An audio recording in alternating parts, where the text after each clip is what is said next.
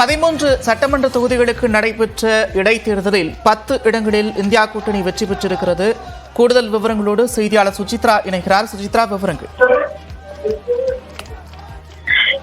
நடைபெற்று முடிந்த 13 தொகுதிகளுக்கான இடைத்தேர்தலில் அதிகாரப்பூர்வ வெற்றிகள் வாக்கு எண்ணிக்கையான முடிவடைந்து அதிகாரப்பூர்வமான அறிவிப்புகளை தேர்தல் ஆணையமானது வெளியிட்டது. அதன் அடிப்படையில் மொத்தமுள்ள 13 தொகுதிகளில் 10 தொகுதிகளில் இந்தியா கூட்டணி கட்சிகளும் 2 தொகுதியில் தேசிய ஜனநாயக கூட்டணி கட்சிகளும் வெற்றி பெற்றுள்ளதாக அதிகாரப்பூர்வ அறிவிப்பை வெளியிட்டுள்ளது. மேலும் ஒரு தொகுதியில் பீகார் மாநிலத்தினுடைய ஒரு தொகுதியில் சுயேட்சை எம்எல்ஏ சங்கர் சிங் அதிகாரப்பூர்வமாக வெற்றி பெற்றுள்ளதாக தேர்தல் ஆணையமானது அறிவித்துள்ளது.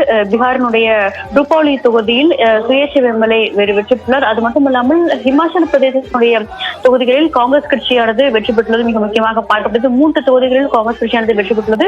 ஜலந்தர் பஞ்சாப் மாநிலத்தினுடைய ஜலந்தர் தொகுதியில் ஆம் ஆத்மி கட்சியும் பெருவாரியான வாக்குகள் வித்தியாசத்தில் வெற்றி பெற்றுள்ளது மிக முக்கியமாக பார்க்கப்படுகிறது. மேற்கு வங்கத்தை பொறுத்தளவில் 4 தொகுதிகளிலுமே சுமார் 20 முதல் 30,000 வாக்குகள் வித்தியாசத்தில் ஆம் ஆத்மி திரிணாமுல் காங்கிரஸ் கட்சியினுடைய வேட்பாளர்கள் வெற்றி பெற்றுள்ளதாக தேர்தல் ஆணையமானது அறிவிக்கப்பட்டுள்ளது. இன்று காலை முதல் நடைபெற்ற வாக்கு எண்ணிக்கைக்கு பிறகு அதிகாரப்பூர்வ அறிவிப்புகளை தேர்தல் ஆணையமானது தற்பொழுது வெற்றி பெற்றுள்ளது. மக்களவை தேர்தலுக்கு பிறகு இடைத்தேர்தல்களிலும் நிச்சயமாக இந்தியா கூட்டணியானது வெற்றி பெறும் என்ற ஒரு கருத்தை அனைத்து கட்சிகளுமே கூறி வந்த நிலையில் தற்பொழுது 13 தொகுதிகளில் 10 தொகுதிகளை இந்தியா கூட்டணி கட்சியானது தக்க வைத்துக் கொண்டுள்ளது. மத்திய பிரதேச மாநிலத்தினுடைய ஒரு தொகுதியில் பாஜகவுடைய வேட்பாளர் கடுமையான இழுபறிக்கு பின்னர் வெற்றி பெற்றதாக அறிவிக்கப்பட்டுள்ளது மிக முக்கியமாக பார்க்கப்படுகிறது.